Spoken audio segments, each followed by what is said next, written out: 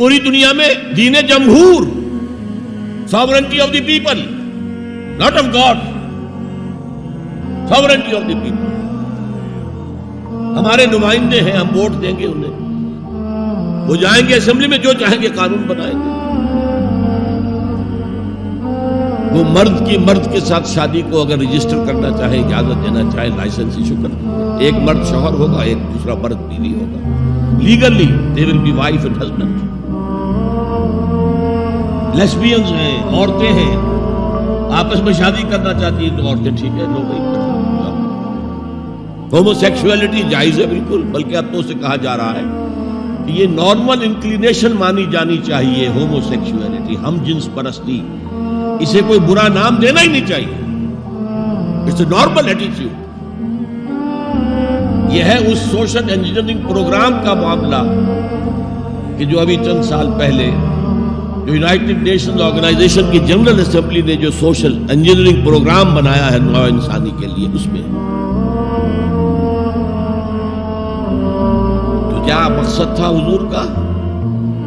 क्या आपको दी गई किताब नंबर 1 अल-हुदा और नंबर 2 दीन हक, ताकि दीन को गालिब करे।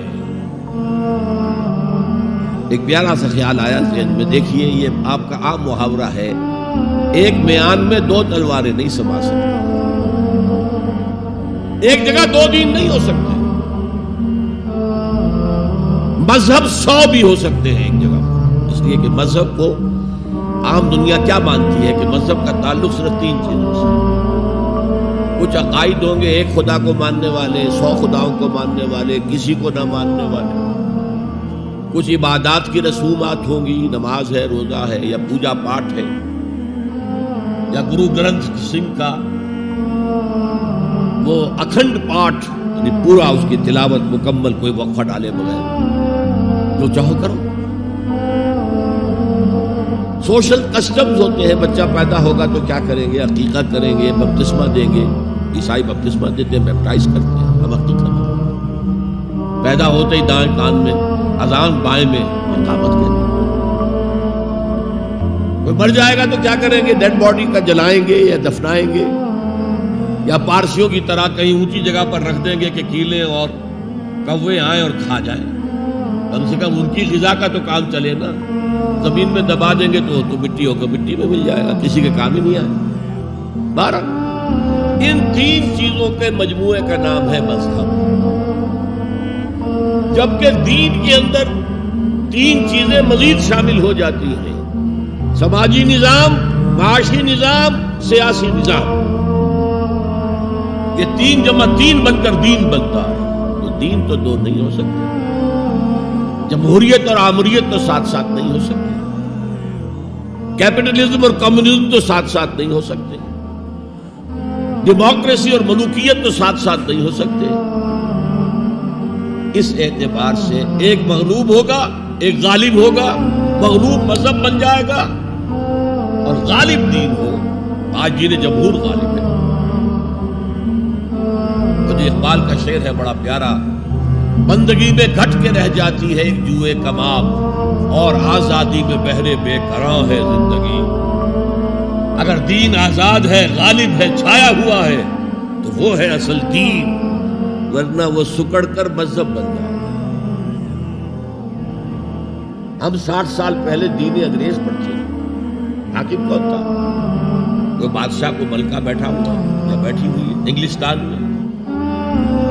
वाइसरॉय यहां एक होता था उसको, लेकिन वो हाकिम नहीं था, सॉवरन नहीं था। सॉवरेंटी उनकी थी,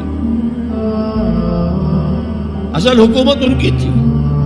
हिज मैजेस्टीज गवर्नमेंट या हर मैजेस्टीज गवर्नमेंट उनकी थी हुकूमत। तो इस एतबार से दीन को गालिब करना ये बहुत जान जोखों का काम था। ये नोट कर लीजिए आप।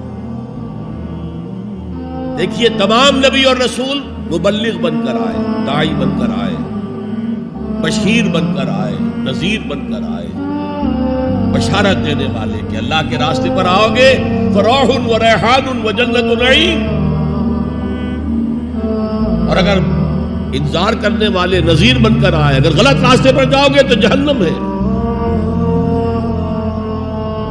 حضور بھی یا ایھا النبی انا ارسلناک شاہدا ومبشرا ونذیرا وداعیا الی اللہ باذنہ وسراجا منیرا. یہ جو 5 حیثیتیں ہیں یہ مشترک ہیں حضور میں اور تمام انبیاء میں. اگرچہ ہر حیثیت میں حضور کی اپنی شان ہے جس میں کوئی دوسرا نبی ان کے قریب نہیں آ سکے گا، لیکن نوٹ کیجئے یہ آیت جو میں اس وقت آپ کے سامنے رکھ رہا ہوں، جس کے لیے نصرت مطلوب تھی، آؤ میرا ہاتھ بٹاؤ، میں کہہ رہا تھا کہ یہ کام انذار، تبشیر، واعظ، نصیحت، تعلیم، تبلیغ، تربیت، تزکیہ، یہ سب رسولوں نے کیا اور حضور نے بھی کیا.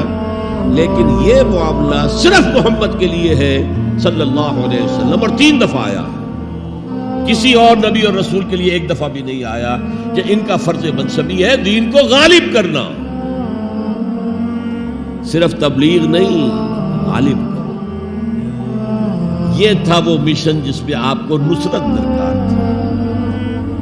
فالذین آمنوا بہ وعزروہ ونصروہ، مدد کریں.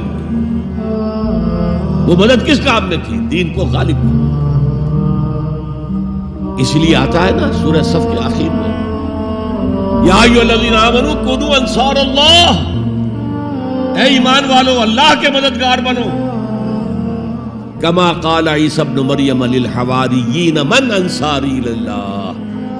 جیسے کہ دیکھو 600 برس قبل حضرت مسیح اور حضور کے درمیان 600 برس کا فصل ہے. جیسے کہ 600 برس قبل ہمارے بندے عیسیٰ نے کہا تھا حواریین سے، کون ہے میرے مددگار اللہ کے راستے میں؟ اور حواریین نے کہا تھا نحن انصار اللہ. قال الحواریون نحن انصار اللہ. تو یہ اللہ کی مدد اور اللہ کے رسول کی مدد. من انصاری الی اللہ، کون ہے میرا مددگار اللہ کے راستے میں؟ یہ ہے تیسری بات. یعنی کون ہے وہ لوگ جو اصل میں متبع محمد ہیں صلی اللہ علیہ وسلم. الذین یتبعون الرسول النبی الامی، ان کی شان کیا ہوگی؟ فالذین آمنوا بہ وعزروہ ونصروہ. اور چوتھی بات واتبعوا النور الذی انزل معہ، اور جو پیروی کریں گے، وہی اتباع کا لفظ چلا رہا ہے، اتباع اتباع اتباع. وہ اتباع کریں گے اس نور کا جو ان کے ساتھ نازل کیا جائے گا، یعنی یہ قرآن حکیم. فَأُولَٰئِكَ هُمُ الْمُفْلِحُونَ، تو وہ ہوں گے مددگار، وہ ہوں گے کامیاب ہونے والے، مفلحون میں سے ہوں گے. اللہم ربنا اجعلنا منہم، اللہ تعالی ہمیں ان میں شامل کرے. اب تھوڑا سا خاکہ میں آپ کے سامنے رکھنا چاہتا ہوں. حضور نے یہ کام کیسے کیا جو کسی اور نبی سے نہیں ہو سکا؟ صرف ایک نبی سے، ایک رسول سے ہوا. نظام قائم کرنا، حکومت اللہ کی قائم کر دینا. جیسے کہ شاید آپ کو معلوم ہو کہ انجیل میں جو دعا ہے لارڈس پریئر کہلاتی ہے. جیسے ہمارے ہاں سورہ فاتحہ ہے، ایسا ہی مقام ہے لارڈس پریئر کا، یہ چھائی ہوتی ہے. اس میں کیا الفاظ ہیں؟ Thy kingdom come, Thy will be done on earth as it is in heaven. اے اللہ، اے رب، تیری حکومت آئے،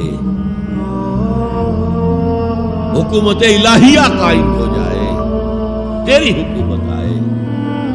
اسی کو حضرت مسیح کہتے رہے، کنگڈم آف ہیون آن ارتھ، آسمانی بادشاہت زمین پر قائم ہو جائے. Thy kingdom come, Thy will be done on earth as it is in heavens. تیری مرضی جیسے آسمانوں میں پوری ہو رہی ہے، سارے سیارے، سارے ستارے، ساری گیلیکسیز، پوری کائنات جس طرح تیرے حکم کے پابند ہے، اے رب ایسے ہی تیری مرضی زمین پر بھی پوری. یہ کام جو ہے بڑا جان جوکھوں کا کام ہے.